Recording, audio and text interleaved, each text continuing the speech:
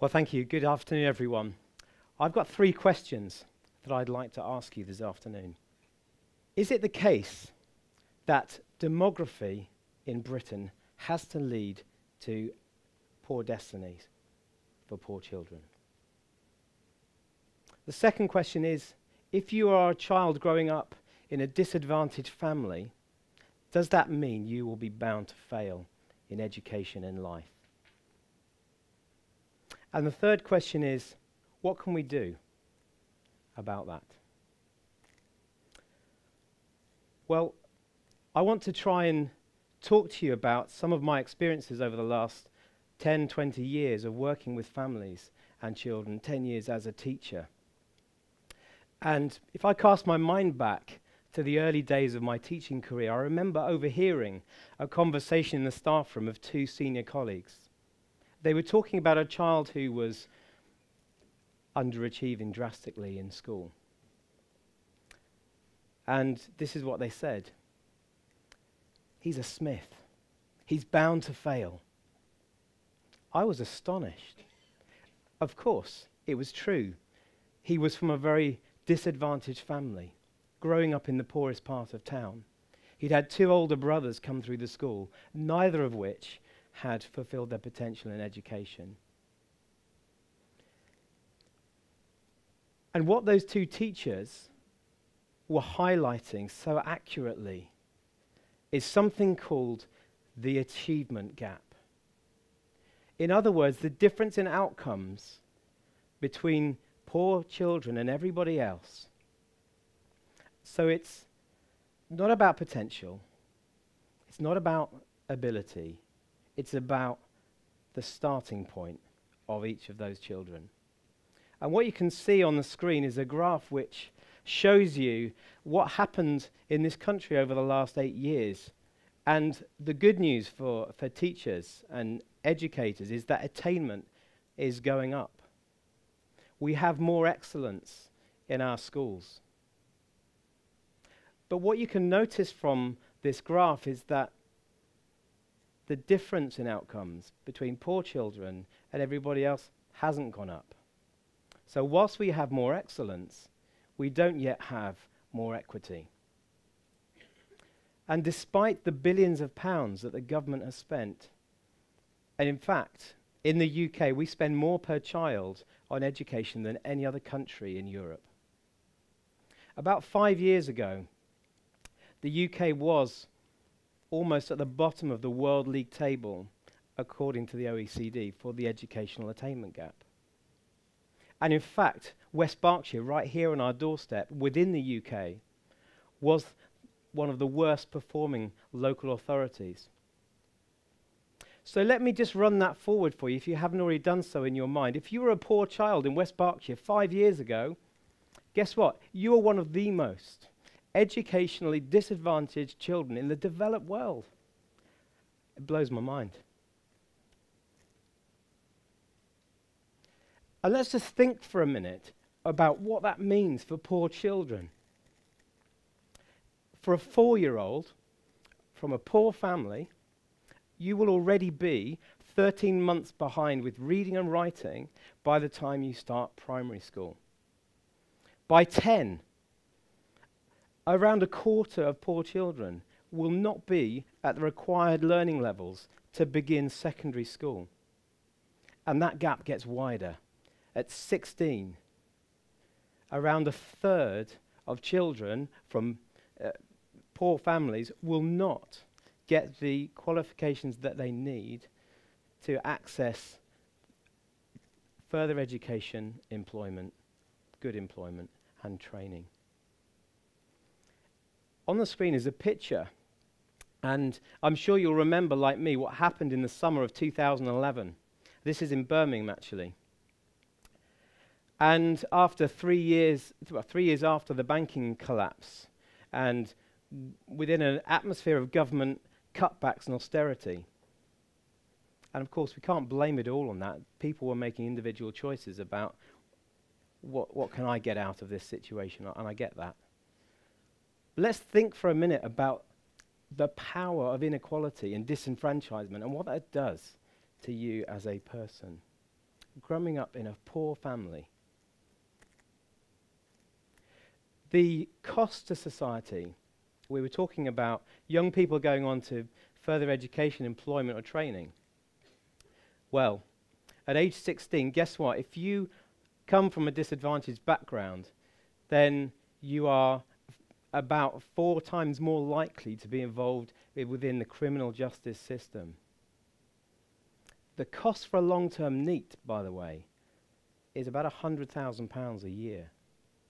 And the cost to the taxpayer of the riots in our country in 2011 was £130 million.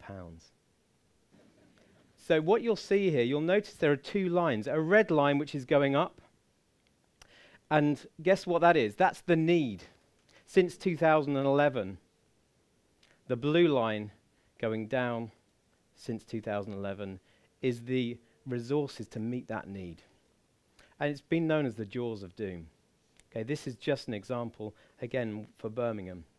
And the gap in resources is about £600 million. So we need to think differently about how we are going to approach, and I hope solve, some of the most difficult social problems we're facing as a country. I want to talk about a couple of stories of young people who I've worked with and come across who would have felt the bite of the jaws of doom had something not been done. Now, these are children from Berkshire, and I haven't used their real names. I want you to think of a 10-year-old girl. I'm going to call her Rosie. Now, Rosie grew up not very many miles from here, goes to a village primary school, and walks home, lovely home, lives with her mum and her older brother. Nothing very much to alarm you, you might think. But actually, Rosie was really struggling in school. You see, her home life lacked routine, and she had very low self-esteem based on a number of things. Now, her normal day we'd come home from school, and Rosie would probably eat some dinner in front of the telly. She might fall asleep there even. The next day she'd wake up late for school. She'd be tired, unready to learn, and that was life for Rosie. The consequences was she was actually about 2 years behind in maths. Her attendance was very poor. She lacked any real friends at school. What are the future for a 10-year-old child like Rosie? Well, I'll tell you another story. So this is another young person, a real story of a girl. She was 15, and her name was Vicky. And I'm going to call her Vicky anyway for this talk. And she came to us. She'd been excluded from 3 schools. So I used to run a unit for excluded children. And Vicky came to us after 3 exclusions. The last one was because she was showing some entrepreneurial flair. Ben will be pleased to hear that, but in the wrong sort of way. She was making money by selling drugs. And she came to us very bright, huge potential, but very, very angry and a challenging background. But actually, in our context, she did really well. And she managed to get a place in college doing some A-levels. And her dream was to be a primary school teacher. She had huge potential. Sadly, that wasn't maintained. It was just too late for Vicky, and she dropped out. And she's now a single mum bringing up a child.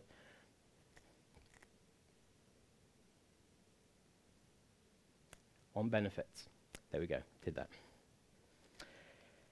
So the reality is, for thousands of children growing up in tough circumstances in our country, that the gap is real and it impacts their life chances. And I believe we need to do something about it. Pleased to say for Rosie, we did some work with Rosie's family, and I'm going to talk a bit more about what that looks like. Now, the government, of course, isn't blind to this problem. They're aware very much of these issues. They have introduced something called the Pupil Premium. Now, the Pupil Premium is a great idea.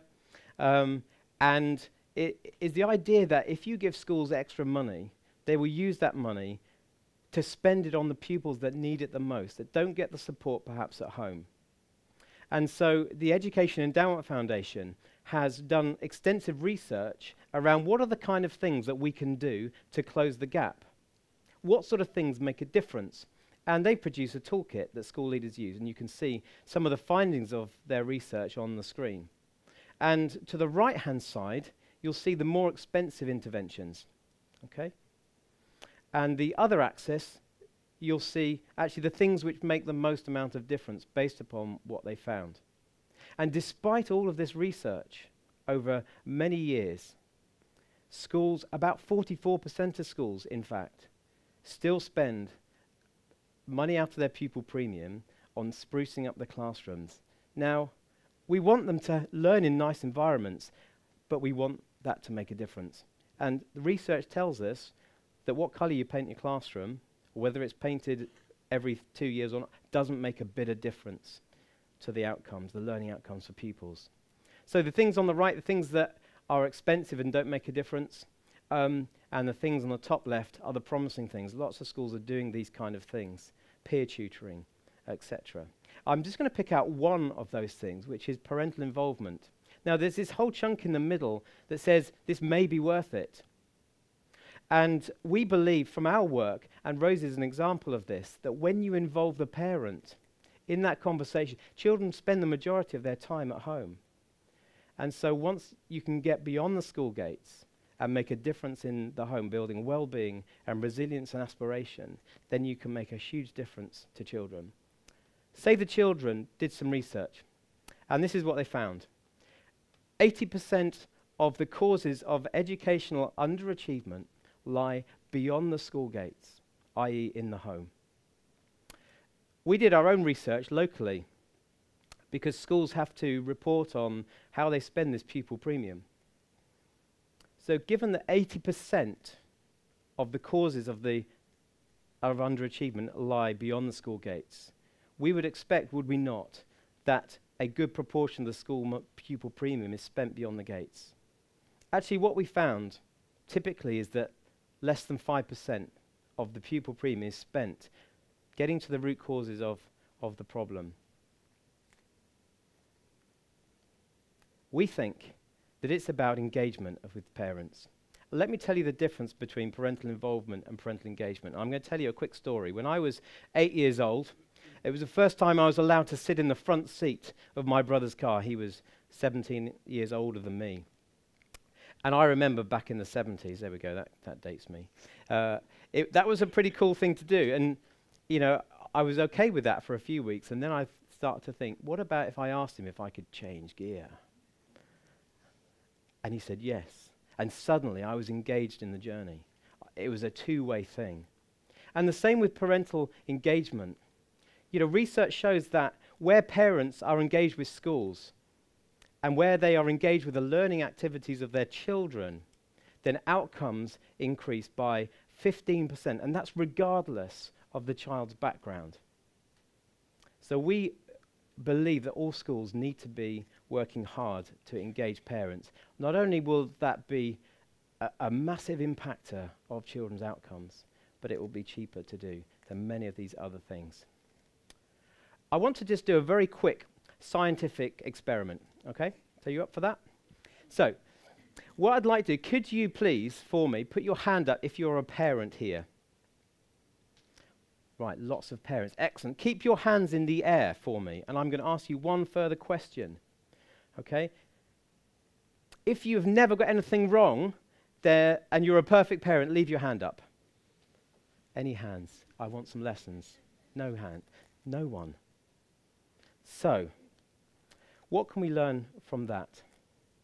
Well, I'm going to talk to you about our theory of change, because this is the thing that we believe has made the most difference in engaging parents. The first thing you have to do is you have to value the parents. You see, you as parents are the primary stakeholder in your child's future, okay? You're also the first educator of your children. Children learn more at home in the first 11 years of their life than anywhere else. And what we have to do is build bridges of trust to parents and enable them to access the services and support that exist within our community. And that's what's going to build engagement. And people might say to me, well, of course, the parents you're talking about don't want to be engaged. Let me just tell you something. When they interviewed a cross-demographic of new mums, okay, and they asked them one question and said this: how many of you want your child to go to university? The answer was over 90%. Asked the same question, same demographic, to another group of mums of 16-year-olds. Less than half of that number wanted their child to go to university. Why? Because their hopes and dreams and aspirations had been modified by their experiences of life. Aspirations aren't the problem. It's maintaining those aspirations and enabling families to trust and have hope that things can be different is what we should be all about. We want to have a different conversation with parents. We want to say to them, how can we partner with you to get better outcomes for your children in school? Unfortunately, the majority of parenting programs just say to parents, hey, come and do a parenting program.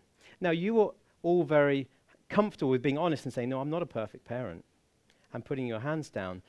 But actually, unfortunately, parents from challenging backgrounds don't have that luxury. They're struggling to cope often with the challenges of everyday life. And so we believe, and this was the government's finding actually, 6% of parents said yes to doing their national parenting initiative. So I want us to think about, as I bring this to a close, what Britain might look like if we can transform our schools, we can engage all parents in the learning of their children, and we can get all school leaders to spend their Pupil Premium money to really value the primary educators of children who are just coming to school not ready to learn. I think that we can deal with, and our evidence of the last year and a half, 2 years, working with 100 challenging families across the country, is that we can make a massive difference. Our operating budget has been at Gap Education just £90,000 in the last 18 months. And we believe that we've made about £5.6 million of long-term savings. If we can say, let's do that for 50,000 children, the savings to the society will be about £2.5 billion. And so, fundamentally, I believe in worth and potential in every child. I'm here today to stand for fair education. Please, will you stand with me? Thank you.